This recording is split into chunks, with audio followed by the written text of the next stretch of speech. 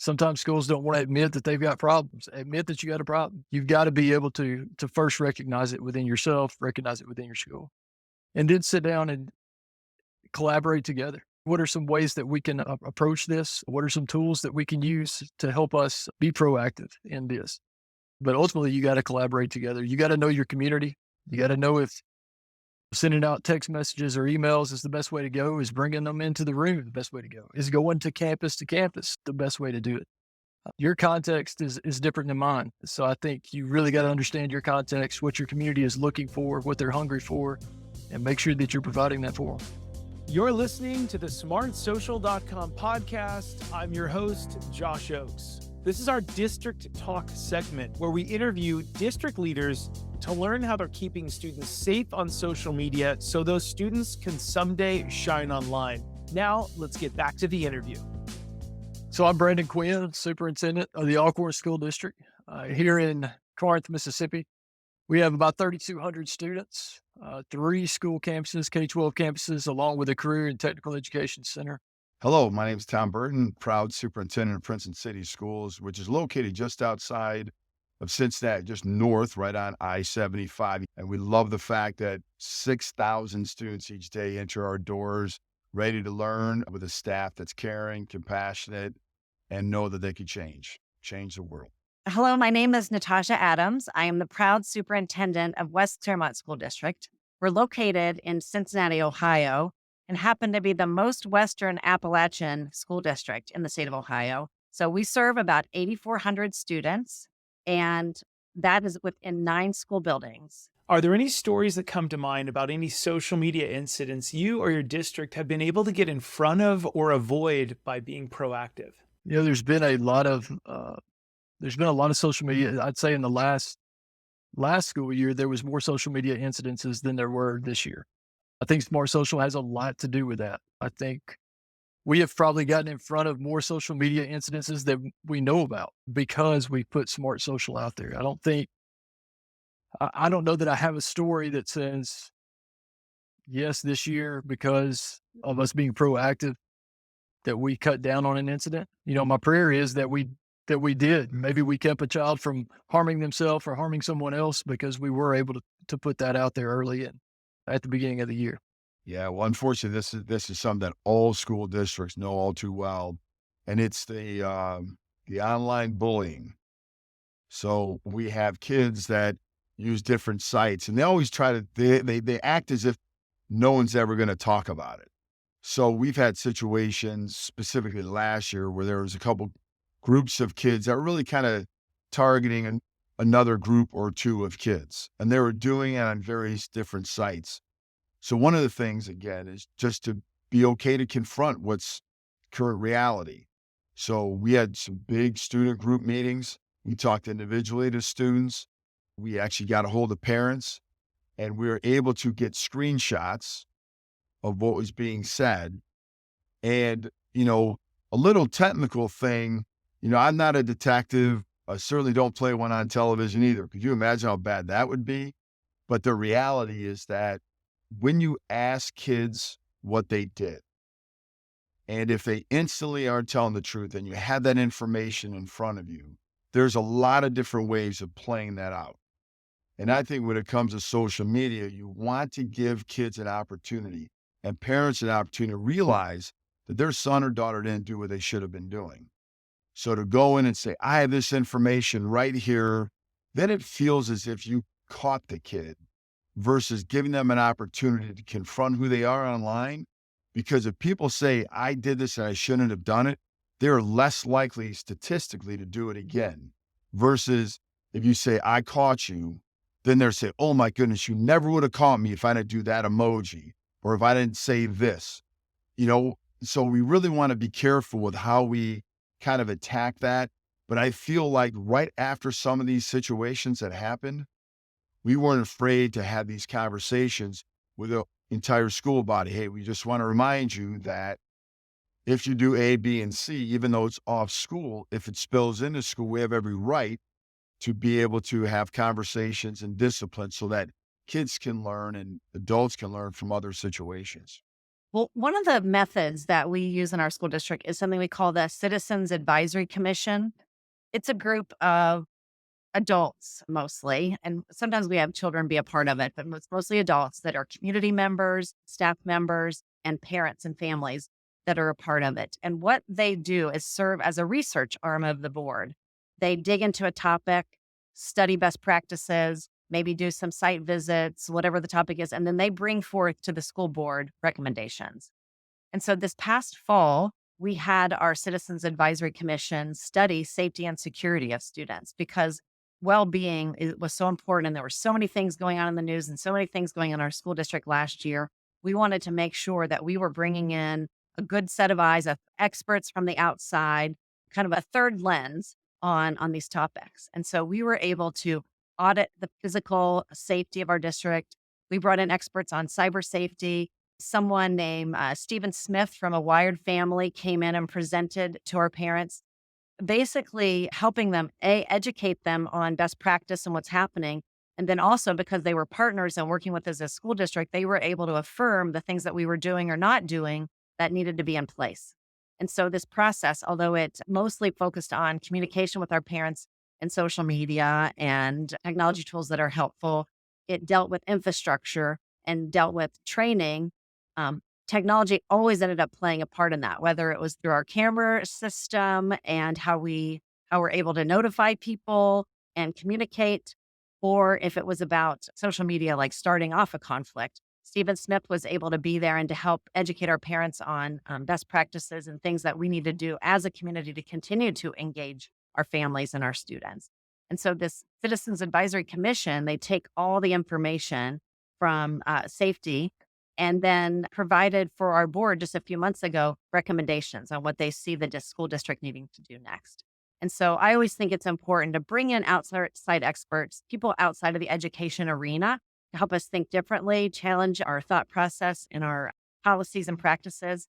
And this was a significant part of our work this fall that I truly would recommend to schools considering, because when you get those diverse viewpoints sitting around a table, when you bring in expert voices into the room, you can really take your problem solving to the next level. Yeah, excellent answer. What a great approach. What would your advice be to educators and administrators to work together to create a culture of digital safety and responsibility in their schools? So my advice to build a culture of responsibility and digital safety ultimately would be to collaborate. One, to recognize that there is an issue. There is so many, I feel like, administrators, teachers, parents that just kind of turn a blind eye and a deaf ear if I don't look at it or if I don't talk about it, then it goes away. It's there. Our kids are dealing with it. We have issues within the schools. Sometimes schools don't want to admit that they've got problems. Admit that you got a problem. You've got to be able to first recognize it within yourself, recognize it within your school, and then sit down and collaborate together. What are some ways that we can approach this? What are some tools that we can use to help us be proactive in this? But ultimately, you got to collaborate together. You got to know your community. You got to know if, sending out text messages or emails is the best way to go. Is bringing them into the room the best way to go? Is going to campus the best way to do it? Your context is different than mine, and so I think you really got to understand your context, what your community is looking for, what they're hungry for, and make sure that you're providing that for them. During COVID, I felt so connected with our entire region. We met and we Zoomed and we problem solved and we did so many different, really have so many different creative solutions to some of these bigger issues. Once COVID ended, that collaboration faded a little bit. So it's not as rich as it once was. So when we're looking at creating different platforms and what we're doing, we need to get back to that authentic collaboration and have some connections on Zoom and really talk about, from a digital citizenship perspective, what can we do? What platforms are you using? How have they been successful? Let's talk about it and kind of maybe wean out some of the ones that aren't as successful, but some of the ones that are, that people may not know. Actually, we could actually have people come together to have different, presentations, different meetings, conferences, and so forth, to really kind of dig down deep into that. And we all are learning together, and that's great power in that. One of the themes of our blended engagement right now is what we call the journey of a wolf. And it's about ensuring that all students are future ready. And so the exercise that we're taking all of our stakeholders through is looking at kind of where we are in the journey to reach our portrait of a graduate outcomes that are important to us, like academic skills, life skills, resiliency and adaptability, critical thinking, collaboration.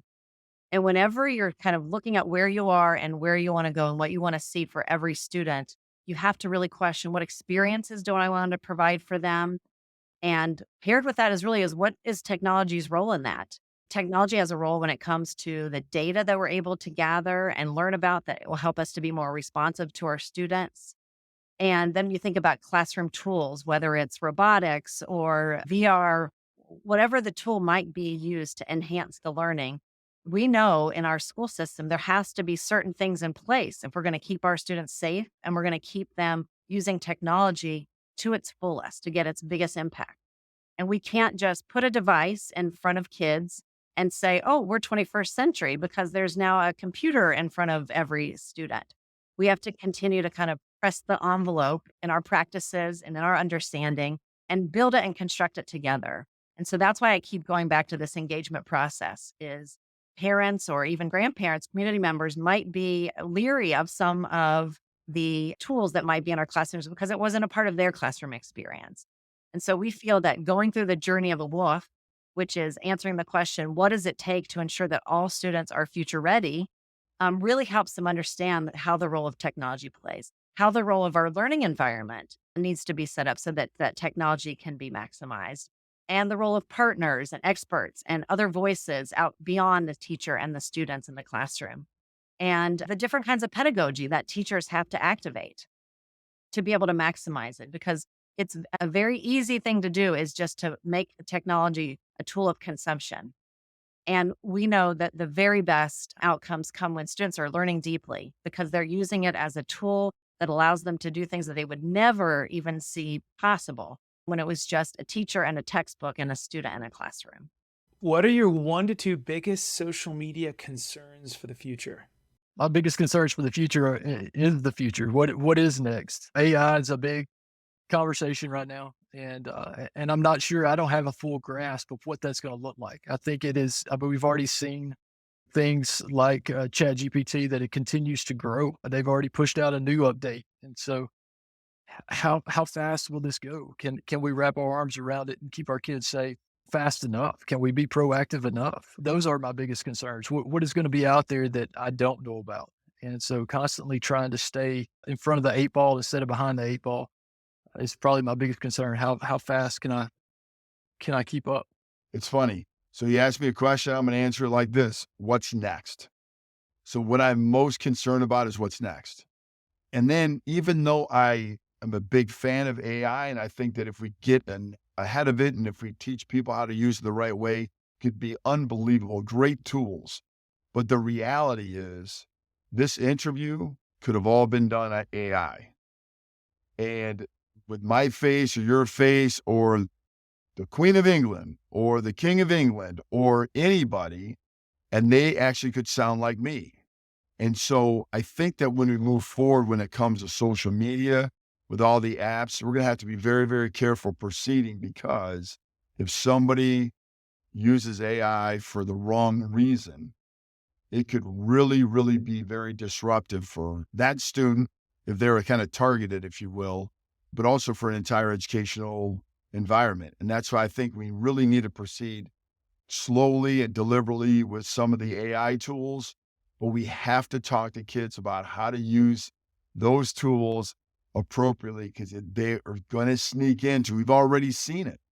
In fact, my daughter and I, we Snapchat back and forth and there's all these unbelievable filters, right? And some of those things. So we joke around and we send it back and forth, but if we don't use it appropriately, then I feel like we're going to see a surge in behavior that we've never seen before because of some of the new tools that are coming out. Again, if we don't get ahead of it. Social media for me, when it comes to the data that comes out of the CDC about girls specifically how they're perceiving themselves with the comparison culture and kind of seeing fear of missing out, FOMO, what you miss out on social media because everyone's lives are the shiny version portrayed on social media. And what we're seeing in the data about what that's doing, not to only girls, but to boys as well, their mental state, their ability to attend to tasks. Social media can be very, very distracting. And we need students in classrooms to really be thinking critically, thinking deeply. You know, when you're learning and you're so into it that you're in the zone and you don't even, time has passed by and you don't even realize it. Sometimes social media can be a distractor to that and can keep you from getting to that deep level of learning. And so that is certainly a vulnerability. And again, I believe it's not going away. This is not something that you can just like put in a closet and say, well, we just won't have that in our school system. We have to embrace it and take in the good and the bad as we really work with our partners, our families, our communities, our kids to understand how to best leverage it and how to maximize it. Because one of the threats I think of the future is just what is real and what is not. We've had very many social media cases that have come up this year where they're like a threat has been posed. It's been found and broadcasted on social media, brought to my attention. We start to investigate. We investigate all night long to make sure that our students are safe, to find out that this picture that looked like it was in our school wasn't even in our school, that it was fabricated. And there's been several instances in our school district this year where something has been fabricated and through social media spun out of control, where people were afraid to come to school, thinking that there was something dangerous was going to happen.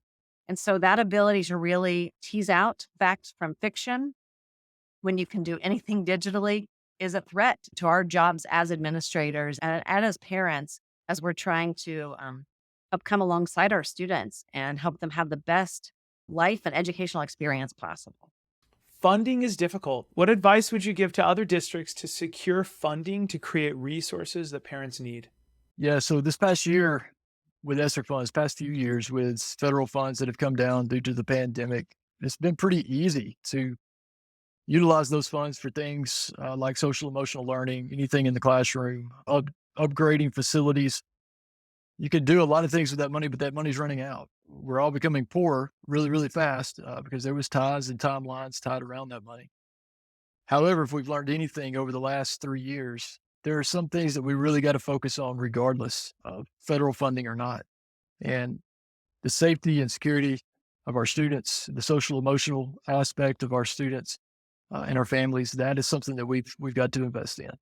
There's funding out there, federal funding's out there, state funding, at least in our state, there's grants that we can apply for. But as a superintendent sitting down right now in budget season, I've got to make determination and prioritize what I'm going to spend money on.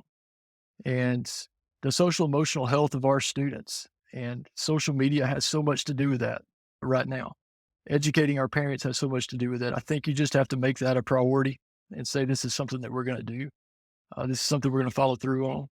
The ROI on our end right now has been very, very good. The return on investment for being proactive has shown at least a 92% decrease in social media issues on campus this year.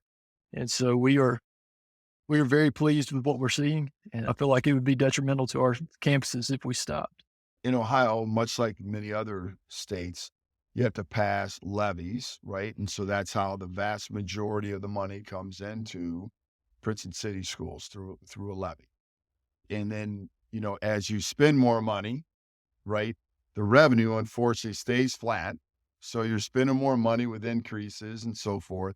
You're going to eventually be at the moment where you're spending more than what you're bringing in. So you could always go back and ask the public for more money, but this is what I would say. I'd say we talk so much about innovation, but then when it comes to money, we don't innovate. We just want the money. Just give us the money, state of Ohio. Just give us the money, taxpayers, or whatever. But I say you got to look and do things differently. Now, there's a ton of grants that are out there, certainly, that you can attack. But I'd also look to develop these authentic relationships with businesses. And we don't ask businesses for money. We say, what is it that we could do for you? When kids graduate Princeton High School, what skills do you want them to have? When they graduate from Princeton and go to college, what skills do you want them to have after they graduate college or military, when they leave the military after selflessly serving our country. So what do we do with that? But through that, then businesses see the passion, they see and feel you're part of a solution to help them. And then if you have to ask them for money, they're much more likely to be able to give. The other thing is we do a lot of partnerships with our local churches. And I'm telling you, over $500,000 that we've been either tithed or direct gift to us, specifically based on some wonderful community partnerships that we've had. There's some great foundations that you could talk to and you could partner with. There's individuals that have a lot of financial wherewithal.